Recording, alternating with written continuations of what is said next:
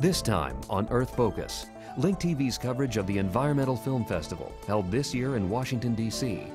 With excerpts from featured films and interviews with festival participants and renowned scientists Dr. Edward O. Wilson and Dr. David Suzuki about how to preserve life on planet Earth. All coming up on Earth Focus.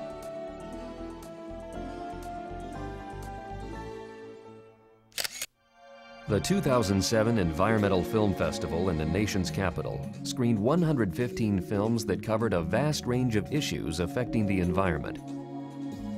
20,000 people attended the 11-day festival to see cinematic works from 27 countries. Earth Focus compiled clips from a few of this year's films to share with Link TV viewers. Here's a look.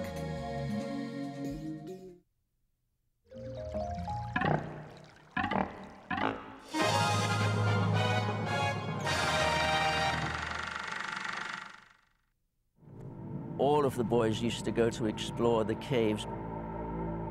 I was a little different from the other boys in that I was sort of aware of the Cahao. There was one particular cave I found a skull and various wing bones, and so I climbed up out of the cave trying to imagine, I wonder what this was like when it had flesh and blood on it. And then I looked up, and in the distance I could see the Castle Harbor Island shimmering on the horizon. And the hair just went up in the back of my neck because I said, I wonder if they're still out there. It seemed impossible that the Cahao had been able to survive, but I had to believe it if I wanted to find it alive. All we knew is that it was gray above, white below, with a wicked hooked bill. A close relative of the albatross, the Cahao was a member of a magical group of seabirds, each with a distinct tube nose and a soaring wingspan. It would now only haunt the landscape with a story of a world forever lost. But unknown to man, a recluse population persisted in secret burrows.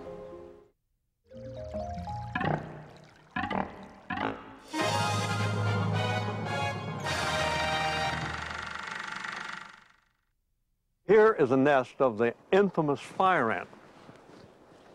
A mound nest of something like 200,000 vicious, stinging little workers in it, and I'm going to demonstrate now why it's called a fire ant.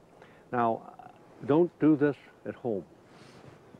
First, I'll scrape this off and get them coming up. And pretty soon, those ants are boiling out of there, fighting mad. They're ready to sting and defeat any enemy that comes in, and I'm going to make myself the enemy just for a few seconds. So here we go.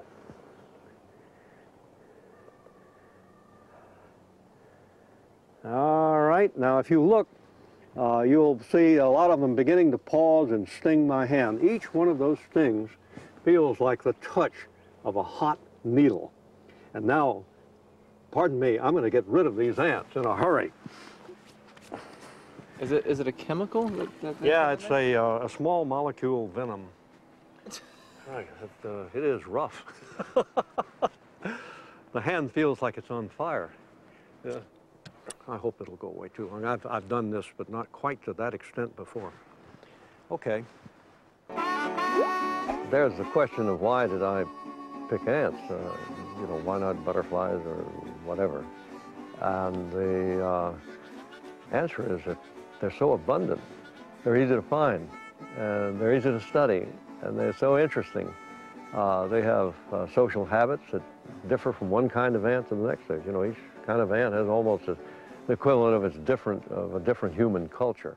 In fact, I honestly cannot understand why most people don't study ants.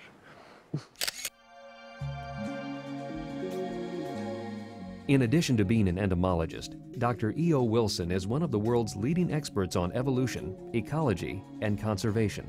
An extensive author, he has won 2 Pulitzer Prizes and written 20 books, the most recent of which is titled The Creation, an appeal to save life on Earth. Dr. Wilson attended the festival with Neil Patterson, who directed the film The Secret Life of a Naturalist.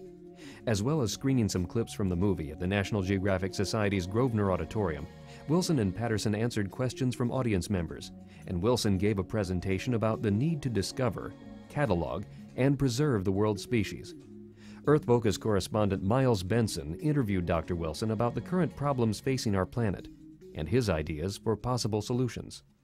Dr. Wilson, you argue that we can do it all, rescue the planet and simultaneously raise people everywhere to a decent standard of living. How long would that take? 10 to 20 years, I believe. That fast? Yeah, that's fast, yeah. And it would not wreck us economically because the cost of saving the natural world, for example, is astonishingly low. And the two goals of raising people above the poverty trap level to a decent standard of living, and on the other side, saving the natural world, are not only mutually compatible, but they are linked by necessity. If we don't save the really poor who live in the areas that are most valuable biologically in the world, particularly the tropical developing countries, then they will proceed, and you can't blame them, to destroy the rest of the environment around them. And on the other hand, if we can save the natural environment, the rainforests, the grasslands, and of course, it's mostly, I'm thinking now of the developing world, but it's true of the rest of the world as well. If we can save them and start using them wisely as resources, as renewable resources, toward what should be a overarching global objective, sustainable development, then raising the poor becomes a lot easier because the world economy will benefit by conservation efforts. And you say we can do all of this for something on the order of $50 billion, which seems cheap. Can that be true? Yeah, in a world economy of somewhere around 50 trillion, that would be a payout that would be spread over many countries donating to it, and could even be made over several years. It would be virtually unnoticeable. We just haven't mobilized ourselves, used imagination, and gotten enough motivation to put this grand program of global conservation together. What are the other important elements of this strategy? It's a matter of getting enough people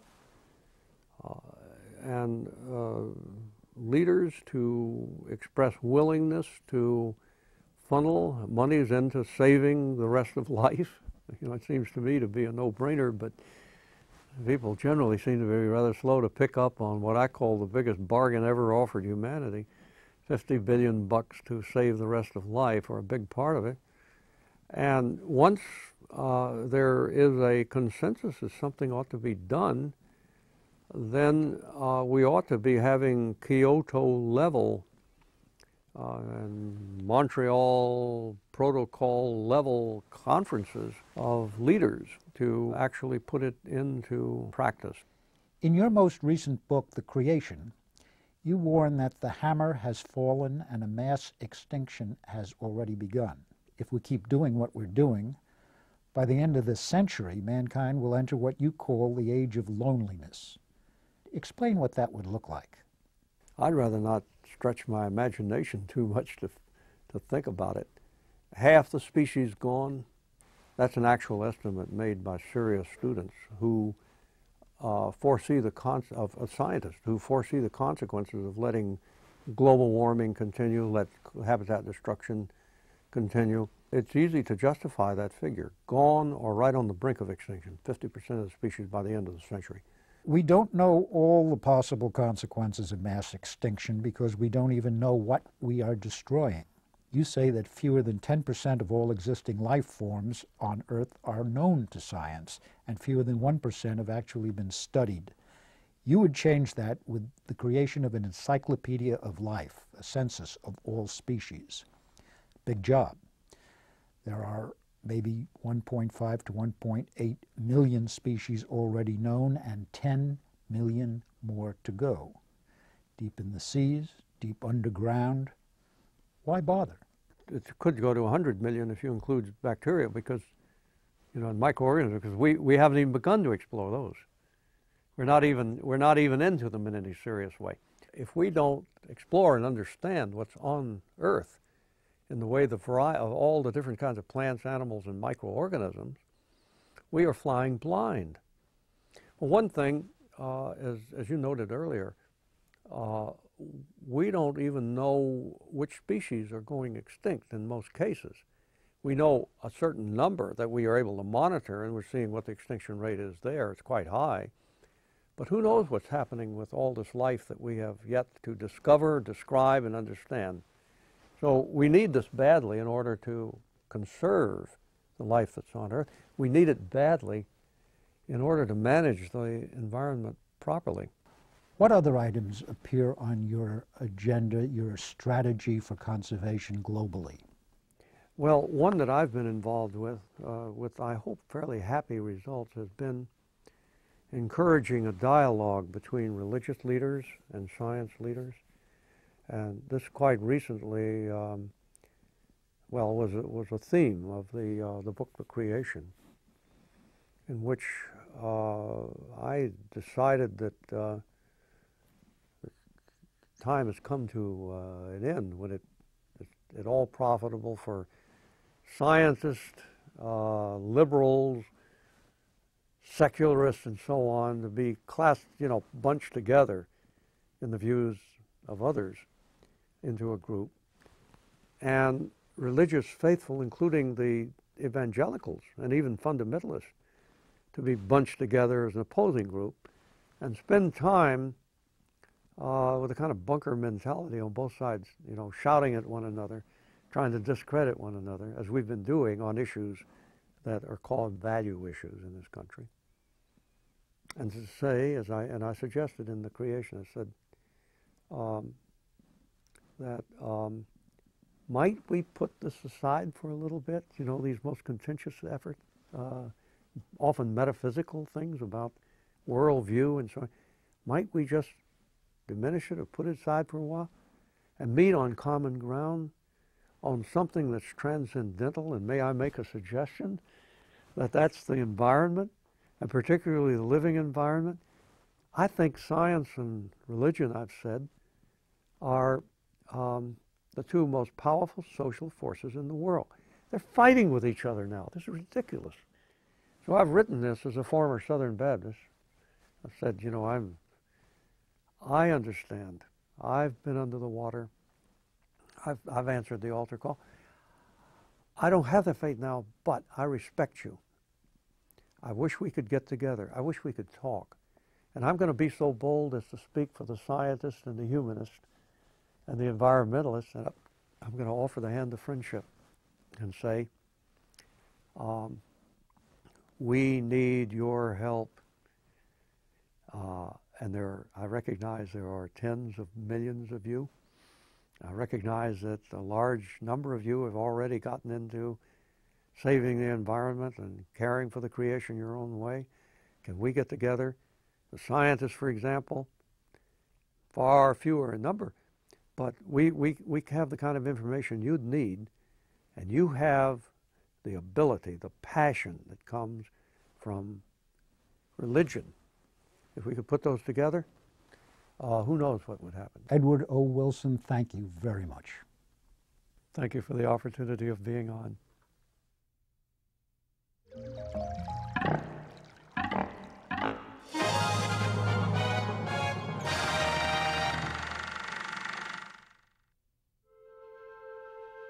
This is the territory of the Achuar people of Ecuador.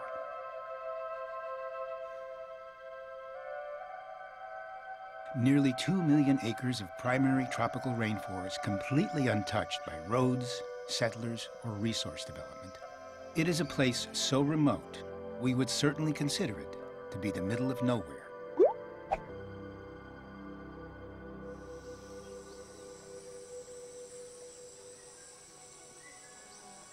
This pristine emerald treasure has remained untouched, largely because the Achuar have kept it that way. They are part of a proud and unconquered people whose ancestors united to expel the Spaniards in the 16th century. They did it with such determination that the outside world left them alone for the next 400 years. A decade ago, their elders began to have visions that told them that a new threat was coming from the outside. But this time, the threat was driven not by the colonial world's greed for gold, but by the industrialized world's hunger for oil.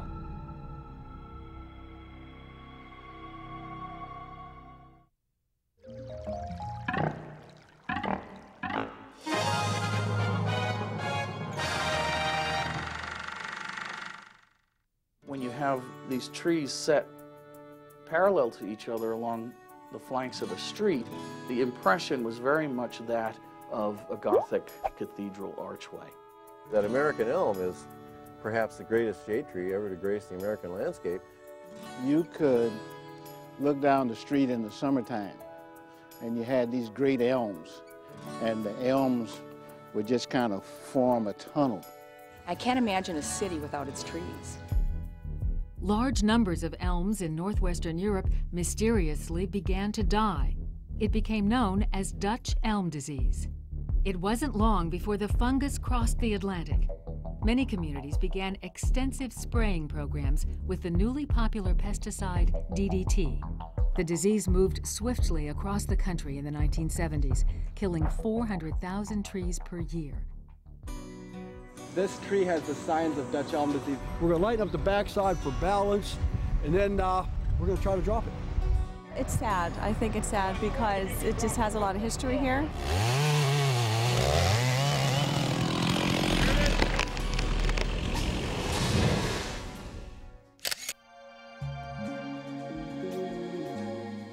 In addition to screening environmental films, the festival also hosted over 130 special guests. Scientists, journalists, artists, and activists gave presentations and took part in discussions about their work. One of the festival's headliners was author and geneticist Dr. David Suzuki, who spoke at the National Museum of Natural History and signed copies of his new book, David Suzuki, The Autobiography. Suzuki gave festival goers a guided tour of his own life, recounting his development from a boy growing up in Canada with a keen interest in nature, to a university professor, to an internationally known activist, author, and philanthropist.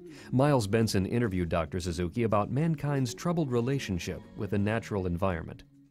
Dr. Suzuki, the world has spent the 20th century messing up the planet. We're going to have to spend the 21st century cleaning it up. Would you talk a little bit about what defines success in the environmental movement? Well, to me, people often ask me, what is the major challenge that we face? Is it global warming? Is it deforestation? Is it species? I mean, all of these issues are kind of coming together now. We've been warned for over 40 years by the leading scientists of the world that we're spreading toxic chemicals all around the planet. Forests, but in another 20 years, if we continue logging the way we are, they'll all be gone. 55,000 species are going extinct every year. The oceans will be depleted by 2048. Climate change is happening. I mean, all of these things now, we're at a moment my daughter calls the most exciting moment in all of human history. In the next few months and years, we've got a window when we're going to have to make some major, major decisions that are either going to determine whether we're a spectacular flash-in-the-pan failure or whether, in fact, we're going to try to find a truly sustainable path. Well, what is sustainability? We're all looking. My hope is that we can find a method of living in balance with the planet within the next generation. We call it sustainability within a generation. So, you know, the World Wildlife Fund a year ago did a very interesting study. They looked at all of the things that human beings around the world remove from the earth, that is wood, food, carbon dioxide or oxygen, all of the things that humans, through our activity, are removing from the planet that are potentially renewable. And they asked, how long does it take Mother Earth, or the biosphere, to replace what humanity removes in a year? So if nature replenishes the fish and the trees and so on, so that it takes a year or less for nature to replenish what we remove in a year, that's sustainable. That's sustainable forever, in principle. What they find is it takes 1.3 years for nature to replace what humanity's taking out in a year. That's deficit financing. And that's been going on for over 20 years.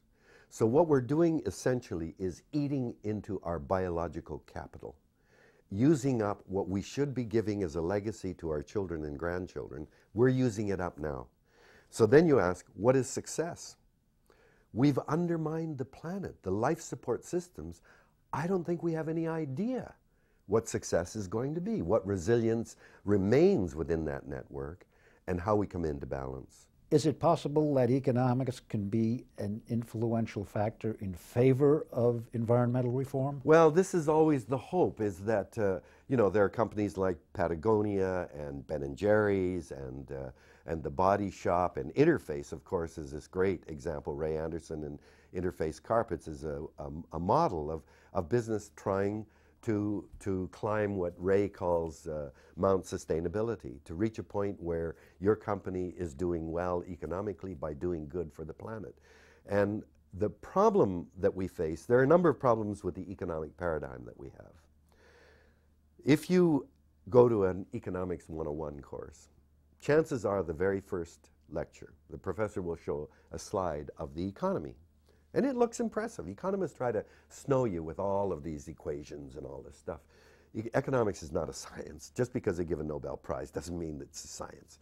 Anyway, what you'll see is the diagram of the economy is raw materials, extraction, process, manufacture, wholesale, and arrows going back and forth. And the idea is, in principle, if you know all of the parts of the economy, then you can manage it with an incentive here or disincentive there, and you can keep the economy going. But if you then have the temerity to say, excuse me, Professor, where in that diagram do you put the ozone layer? Where do you put the deep underground aquifers of fossil water? Where do you put topsoil or biodiversity? Do you know what the answer is? Have you had any economics? The answer is, oh, those are externalities. Now, I know what the word externality is. In economic terms, it means they're not in the economy. Well, you might as well be on Mars. That economy's got nothing to do with the world I live in. I live in a world that is dependent on the ozone layer, dependent on deep underground aquifers of fossil water and biodiversity.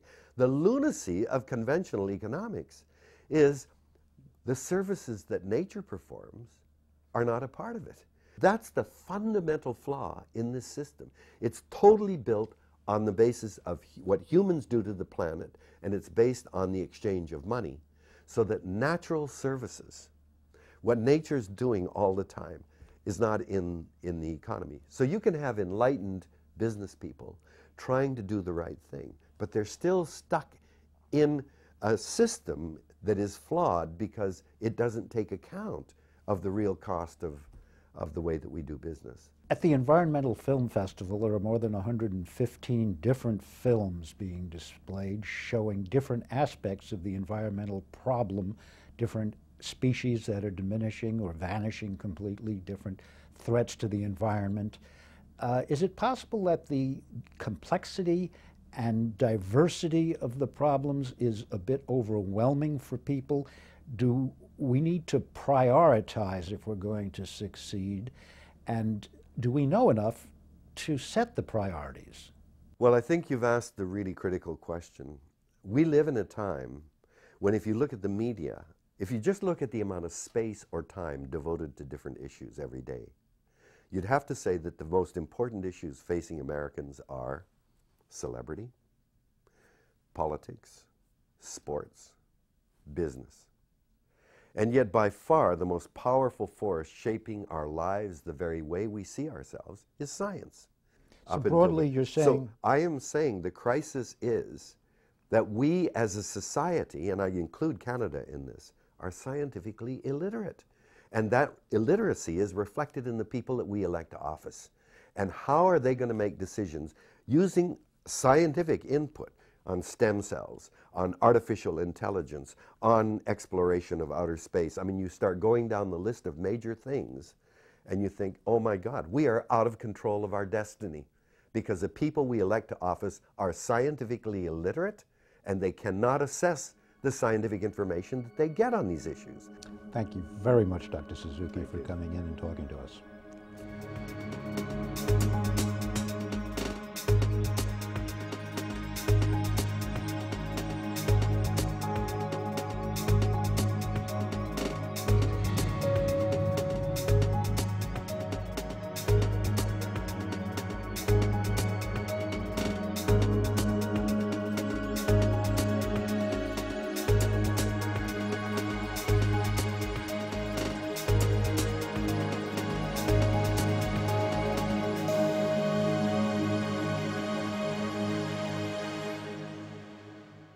Want to learn more? Go to linktv.org and click on Earth Focus under Original Series to see the complete interviews with Dr. Wilson and Dr. Suzuki. This program is brought to you by Link TV for educational and non-commercial use only.